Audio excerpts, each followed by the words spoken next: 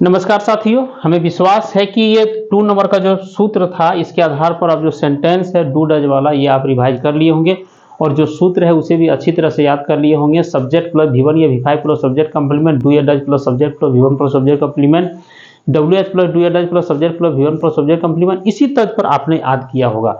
तो आज मैं शुरू करने वाला हूँ 3rd नंबर का और ये क्लास मेरा 11th होगा। छठ पूजा की ढेर सारी शुभकामनाएं। थोड़ा सा छठ पूजा हम लोग व्यस्त रहे।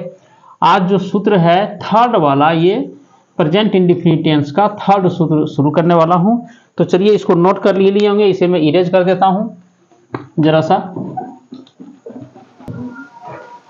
ये WH वाला वाक्य या तो इंटरोगेटिव सेंटेंस बहुत इंपॉर्टेंट रोल निभाता है। कभी भी आप जब बात करेंगे तो यही क्वेश्चन आपको रेज करेगा, यही क्वेश्चन आपको दिखाएगा कि किस प्रकार से क्वेश्चन पूछा जाता है। जैसे देखिए क्या है यहाँ पे, WH वाला वाक्य या तो इंटरोगेटिव सेंटेंस, मतलब इसी को कहते हैं प्रश्नवाचक। इंटरोगेटिव को प्रश्नवाचक भी बोला जाता है, प्रश्नवाचक वाक्य।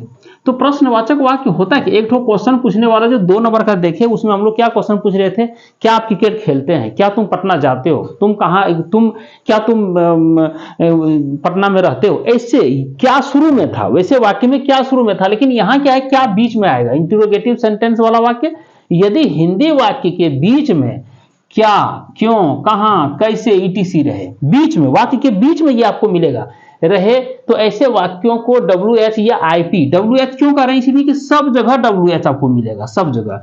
या IP अर्थात इंटरोगेटिव को शॉर्ट फॉर्म हो गया इंटरोगेटिव सेंटेंस या इंटरोगेटिव प्रोनाउन, इसको भी कहते हैं, प्रोनाउन है ये, प्रोनाउन कहते हैं। तो यहाँ पे सर्वनाम कहते हैं। तो वाला वाक्य कहते हैं जैसे तुम कहां रहते हो, वाक्य के बीच में क्वेश्चन उठा रहे हैं। वह क्या करता है, वाक्य के बीच में।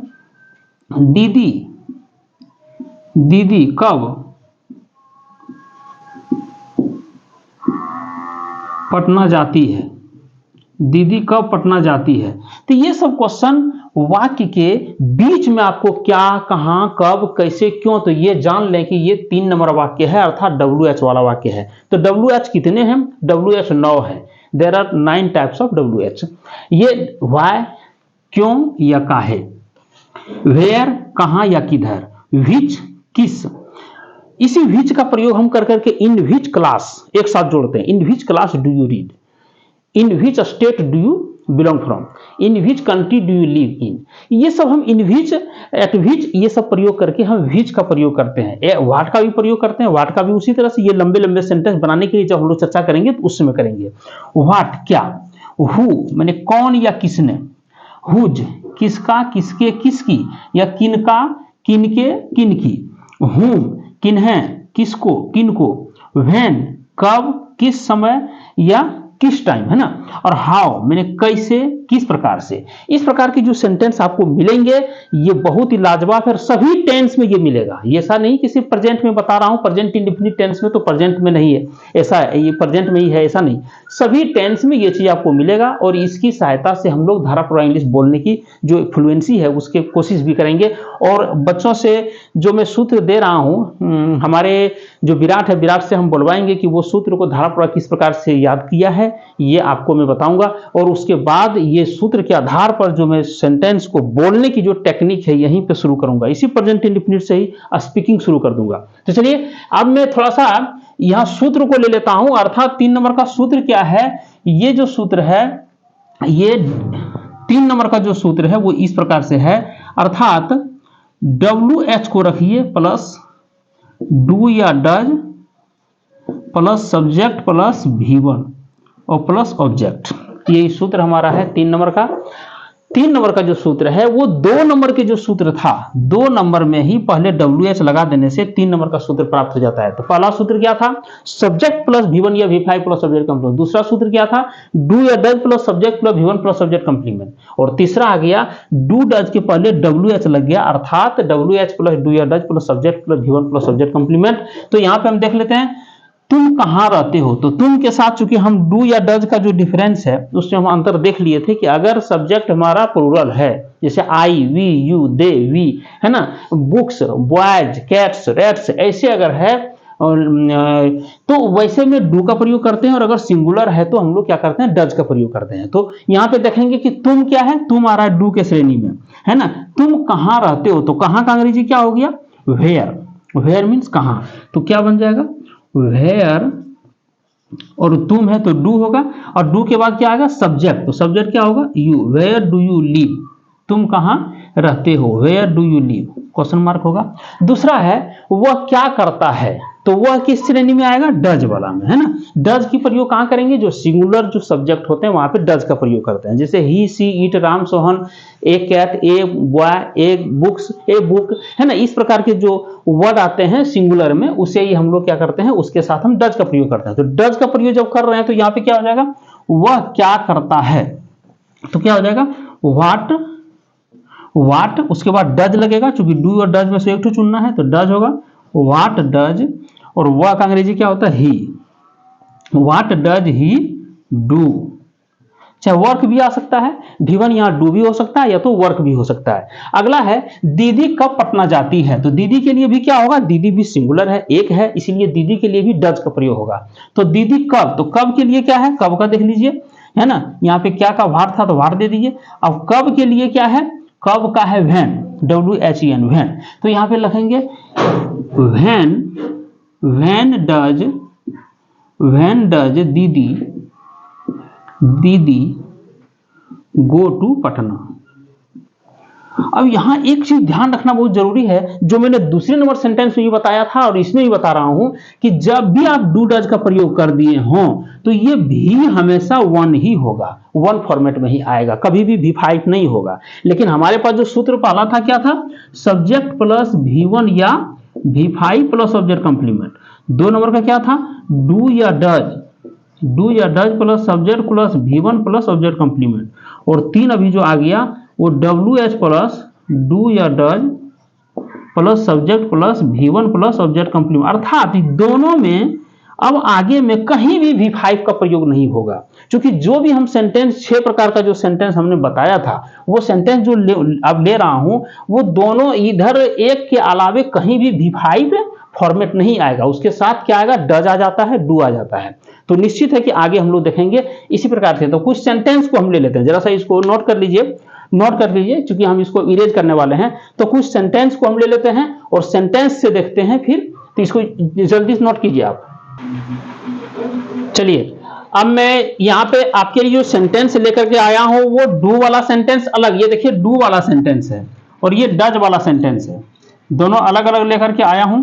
अब यहाँ पे करेंगे हम लोग कि पहले डज वाला सेंटेंस को हल करते हैं, वह क्या करता है, तो वह के लिए क्या होगा डज होगा, है ना। सूत्र हमारा यही है, सूत्र क्या है, subject plus WH plus do या does plus subject plus V1 plus subject complement. और इसमें हम देख रहे थे क्या कि he C it Ram Sita Mohan, कोई भी सिंगुलर अगर हो तो डज या V5 का प्रयोग होता है, और अगर आई वी यू दे अगर ये सब वर्ड रहे प्लूरल रहे तो निश्चित है कि V1 या डू का प्रयोग होता है। तो चलिए यहाँ पे देखते हैं, वह के साथ निश्चित है डज का प्रयोग होगा। तो क्या क्या है यहाँ पे, आईपी क्या है, क्या है ना, आईपी क्या है, तो क्या हो जाएगा व्हाट डज, है ना, वह के लिए डज होगा, व्हाट डज ही डू। पिछले सेंटेंस में भी देखे थे कौन हल्ला करता है। तो एक चीज इसमें जानना है, एक चीज जानना है यहाँ पे कि आखिर 9 जो आईपी हैं, व्हाट, वेयर, व्हिच, हुम, हुज, वाह, हु, इसमें देखिएगा कि हु जो है WHO, हु सब्जेक्ट की तरह भी और आईपी की तरह भी व्यवहार करता है। जैसे यहाँ पे है कौन हल्ला करता है, तो यहाँ पे वो सूत्र नहीं लगेगा, यहाँ सीधे हो जाएगा who makes a noise, who makes a noise हो जाएगा हु मेक्स ए नॉइज। अगर ए को गायब कर देते हैं तो नॉइजेज कर देंगे, या तो नॉइज सिंगुलर होगा या तो प्लूरल होगा। अगर ए नहीं देते हैं तो नॉइजेज हो जाएगा, अगर ए देते हैं तो नॉइज होगा, सिंगुलर होगा, बस यही है। तो यहाँ पे कौन का प्रयोग जो करते हैं हम लोग, जैसे कि अगर क्लास में आप पढ़ा रहे हैं और कोई बच्चा हल्ला करता है, नहीं कहते हैं कि कौन हल्ला करता है रे, कौन जोर से बोल रहा है, कौन जोर से हल्ला कर रहा है। तो अगर ब्रिटेन में ऐसा होता होगा तो वहां पे सीधे यही कहता who is making noise, who is making noise, who makes noise, who makes noise. तो वहां पे हो गया कि कौन हल्ला करता है, कौन जोर से बोल रहा है, कौन ज्यादा जोर से बोल रहा है। हम लोग करते हैं क्लास में, हम लोग जाते हैं तो यही बात हम करते हैं कि बच्चों, अगर जो बच्चा हल्ला कर रहा है उसमें कहते हैं ए कौन ज्यादा जोर से हल्ला कर रहा है, तो यहाँ पे हम बोल रहे हैं इस प्रकार से हिंदी में। लेकिन अगर इंग्लिश में इसका ट्रांसलेशन करेंगे तो who is making a noise loudly, who is making loudly A noise. तो इस प्रकार से हम यहाँ क्या करते हैं, हु का प्रयोग सबसे पहले रखते हैं, इसीलिए कि हु एक ऐसा वर्ड है जो सब्जेक्ट की तरह भी व्यवहार करता है और आईपी भी है। तो सब्जेक्ट की तरह कैसे, जैसे राम हल्ला करता है, Ram makes a noise. Ram, जरा सा गौर कीजिए, राम हल्ला करता है ना, करता है, तो क्या हो जाएगा, Ram makes a noise, Ram makes a noise. तो यहां भी तो वही हो रहा है। अगर कौन हल्ला करता है तो राम के जगह पर जैसे कौन आ गया तो राम की जगह पर सिर्फ हु लगा रहे हैं, हु, और सब वही रहेगा, हु मेक्स ए नॉइज।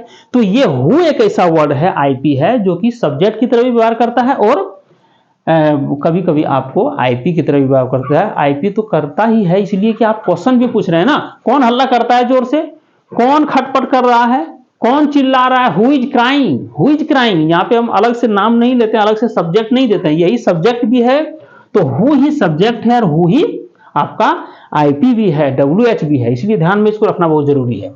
चलिए अगला है, सीता कब अंग्रेजी सीखती है, तो क्या हो जाएगा, कब का व्हेन। तो हम इसको बनाते हैं, तो आप भी अपना पॉज करके, तो व्हेन डज, चूंकि सीता है, does Sita learn English, when does Sita learn English. Rekha क्या खाती है, तो यहां भी हो जाएगा what does Rekha eat, what does Rekha eat, सब में क्वेश्चन मार्क होगा। दीदी किस समय चाय पीती है, तो व्हेन डज दीदी, चाय पीना का टेक हो जाएगा, टेक टी। अगला है मम्मी कब नाश्ता करती है, तो ये इसका भी बनाइए, तो when does mummy take breakfast, take breakfast. अगला आ गया यहां, तुम कहां अंग्रेजी सीखते हो, इसको इरेज कर देते हैं,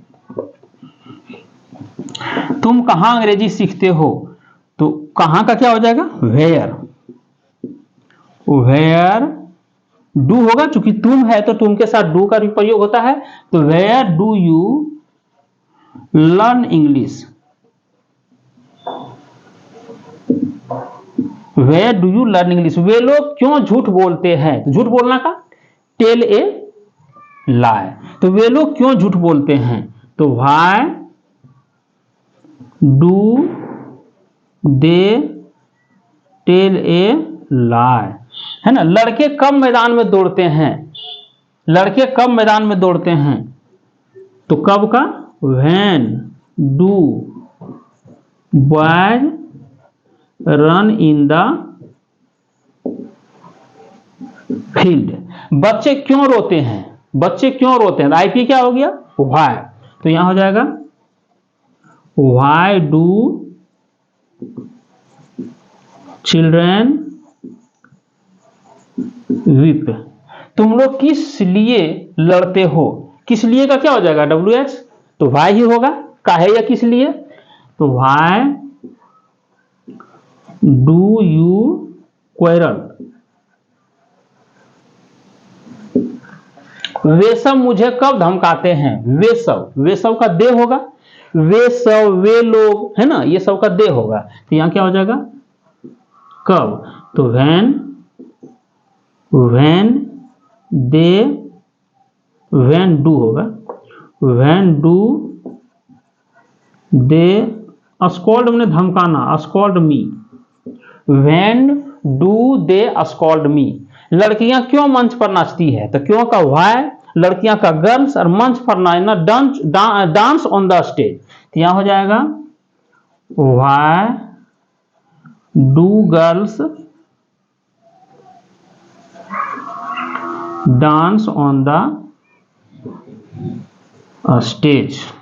चलिए, तो कुल मिलाकर के इसे आप नोट कीजिए और अच्छी तरह से बनाइए। अब हम सेंटेंस लेकर के आएंगे, स्पेशल जो ऑक्सफोर्ड में भी दिया हुआ है उसे हम टॉपिक वाइज डालते हैं, 3-4 वीडियो आप सेंटेंस का डालेंगे, उसके बाद ये 3 सूत्र जो हुआ इसे अच्छी तरह से नोट करें। और बहुत जरूरी है कि इसे सूत्र को दोहराना बहुत जरूरी है। हमारा जिसे जो एक बच्चा विराट है जो आप जानते भी हैं, तो विराट से हम बोलवाएंगे भी। और ज़्यादा समय हो गया इस वीडियो में, और मैं चाह रहा हूँ कि वीडियो को थोड़ा सा वीडियो ज़्यादा हो गया बड़ा, इसीलिए। तो चलिए साथियों, अच्छी तरह से नोट कर लीजिए और इसे 3 सूत्र तक जितना सेंटेंस है उसे रिवाइज कीजिए। मैं अगले वीडियो में लेकर के आता हूँ, विराट को भी आपके सामने पेश करूंगा और फिर बोलने का जो टेक्निक है वो मैं बताऊंगा। नई वीडियो के साथ पुनः मिलते हैं। जय हिंद साथियों, जय भारत।